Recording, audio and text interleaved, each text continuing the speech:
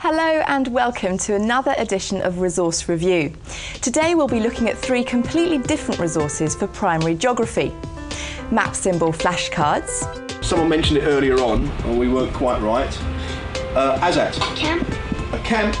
No, I don't think it's a camp. A wooden jigsaw, customised to feature an aerial photograph of your school. Try and think of a name that can describe or sum up what your jigsaw piece shows. And a set of posters from the Geographical Association. What do our panel think? We'll find out here on Resource Review.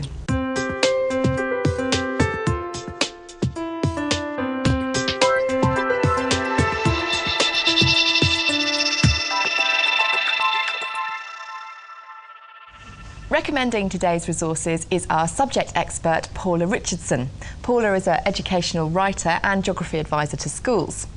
Joining Paula today on the panel, we have Colin Hinson, a freelance educational writer, and Alan Mills from the Specialist Schools and Academies Trust. Well, Paula, let's begin then with the map symbol flashcards. Can you explain this resource to us? Yes, it's a set of cards using all the map symbols you'll find on maps and the explanations for them. They're individual cards which make a wonderful primary resource when you're teaching young children about Ordnance Survey maps. So, Colin, what about that? Oh, that's a place with a view. Place with a viewpoint, excellent. What about that one, Alan?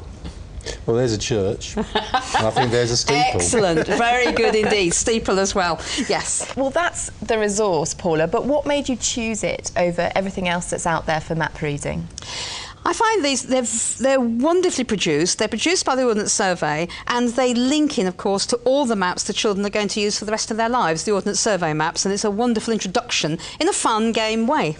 Well, thank you very much. To see the flashcards in use, we visited Wilbury Primary School in Edmonton, North London, where teacher Mike Michaels is using them with his class of 7-year-olds. Right, this morning we'll be having a look at these flashcards. Now, there are lots of things we could do with these, so let's have a look at one or two and see which ones you may recognise. Today I was using a resource called Map Symbol Flashcards, produced by Ordnance Survey. Some cards show pictures and other cards have words on to explain what the actual pictures mean. This one, someone mentioned it earlier on, and we weren't quite right. ASAT. Camp. A camp? No, I don't think it's a camp. Jaden. Station. A railway station this time. The way I introduced these into the lesson was to show some very obvious ones to the children, and then once they'd become a bit familiar with that, I gave out some work, some different maps for the children to try and identify as many of the symbols on the maps. And then another group of children actually worked with these cards, matching up pictures to the words so they could put them together and know what the things meant. If you can't find one, then you miss your go and someone else goes next, okay, and it'll come back round to you. I would definitely use this resource again, and I would buy it for the school. I think it'd be useful to have a number of packs of these around. I think at any time that a teacher is going to be introducing map reading to children, then this has got to be actually the way to go. If I was to change this resource, I think I'd rather like the cards to be somewhat bigger, but otherwise it's a pretty good resource. I asked the children what they thought of this resource, and they all agreed it was a very, very easy way of learning, and that they found them sort of stimulating and interesting, and because they were like cards, they felt they were playing a game. So they're actually playing and learning at the same time, which has always got to be the best way, really.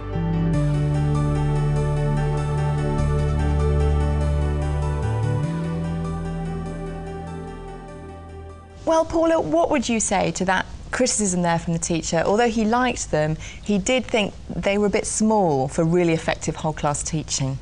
I believe a set now is underway being made larger.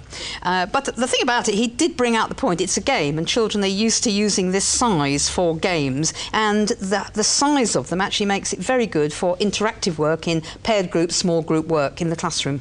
Right, OK. Colin, what are your views on a resource like this? And the thing that struck me was that they're one-game cards. The teacher was showing us, you know, what he was doing with his class on that one, but I was trying to think about how these cards could be used in other ways. And to be honest, I was sort of thinking quite hard about it and finding it quite difficult to think of ways in which these cards could be used in a variety of ways, not just holding up a card and saying, what does this mean? Now find it on a map. Paula, what would you say to that? There are lots of ways of using it. You can obviously use very simple mix and match identification games, sorting games as they were using.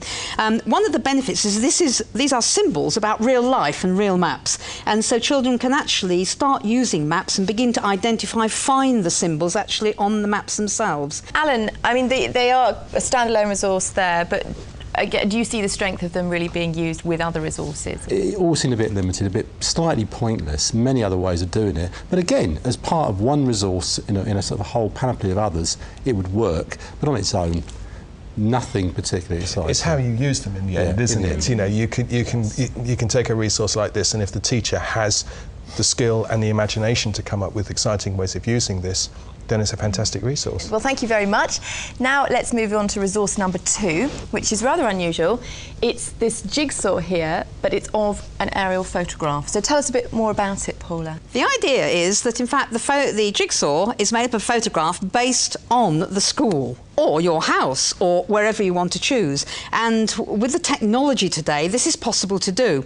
What is interesting here, of course, is this particular school that the jigsaw has been made for is in quite an urban area.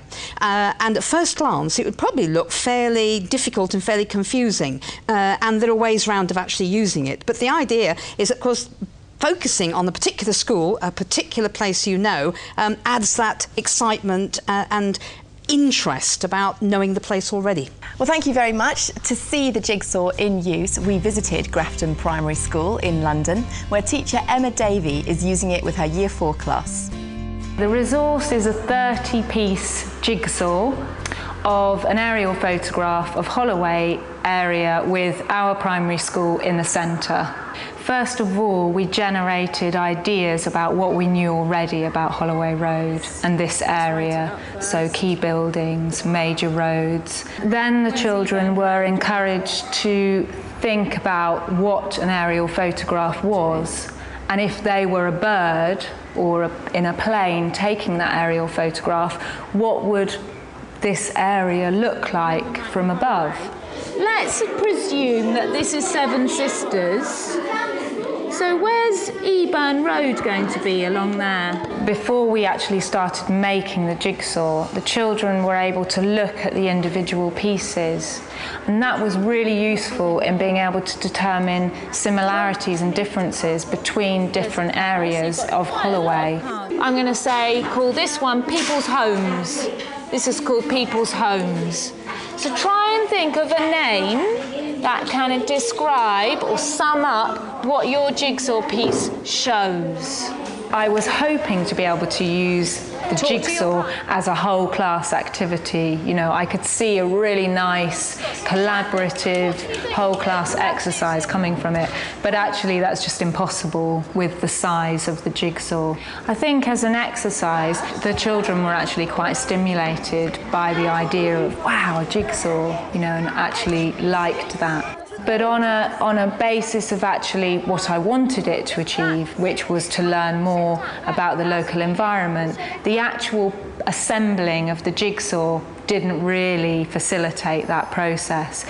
If the resource was bigger and the photograph was less blurred, then I would certainly recommend it, because I think that there are a lot of activities that you can do following on from the assembly. But as it stands at the moment, and as it's quite small, it couldn't be used as a whole class. It could be used in small groups. But I think I would struggle to find a direction with it.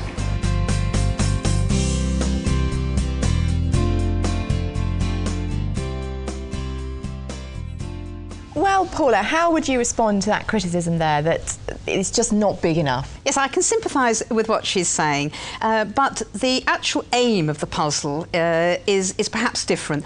There are many larger ones which can be used as floor puzzles and so on. This actually is a challenge puzzle, and I would see it used as part of a package of work on the local environment, a good starter in where you're rotating activities round, and then perhaps bring it back to the centre in the end, asking children to investigate by themselves, follow route ways, go from A to B, and try and work out their homes and so on. All right.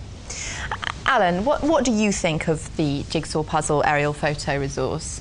thing that concerns me is obviously a digital photograph. It would be so easy for them to supply the digital photograph for use on a whiteboard, and presumably not that difficult to separate it to use on a whiteboard in the same way as the jigsaw is. And then you could have both, the small group thing, the class group, the interactivity, all those things are there. Once you've got that resource and they've taken the picture, they would be able to supply that as well. Because I think that it's fairly limited, as the teacher said, and I thought she did a brilliant job. Using a jigsaw as a teaching tool, I felt a little bit sceptical about it, because why a jigsaw and why not just the aerial photograph, you know, and so on. It seemed to me, I wasn't quite sure why a jigsaw, because if the pupils are concentrating on putting the jigsaw together, perhaps they're actually losing the main purpose of looking at an aerial photograph and learning about their local geography, because they're doing the jigsaw. It's a different way of looking at it. Jigsaws are a way in which some children actually get access into various aspects of the curriculum, and it's one of many resources that probably could be looked at, but it's part of a package of teaching about your local environment, and I would see it as an activity within a group as part of the local activity work that you'd be doing. OK, well, thank you, Paula, for that. Now let's move on to our final resource, which is a set of posters called Our Wonderful World. So, Paula, what is so wonderful about this set of posters?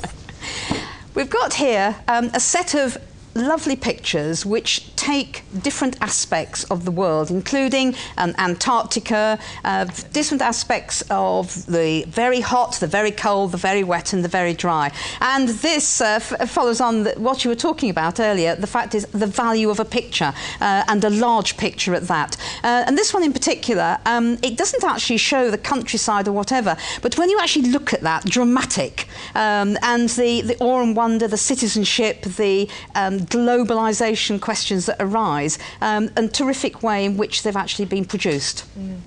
I mean, Colin, we can't criticise these on size. They're a good size for whole class teaching. Absolutely fantastic. Do you like the use of posters? I like the use of posters, and I like the size, and the images on these are very, very striking. And you know, as they say, a picture is worth 1,000 words.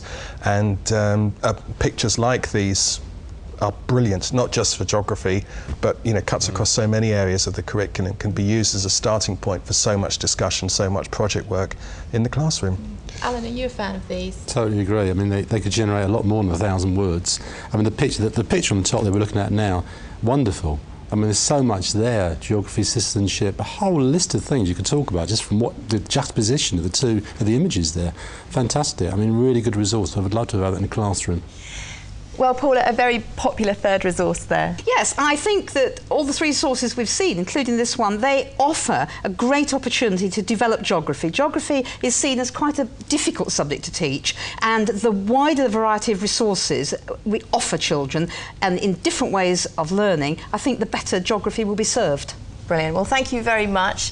We've looked at 3 resources then for primary geography, and to recap, they were map symbol flashcards from Ordnance Survey, Our School, 30-piece wooden jigsaw from Wild Goose at Blue Sky International, and finally a set of 7 Wonderful World posters from the Geographical Association.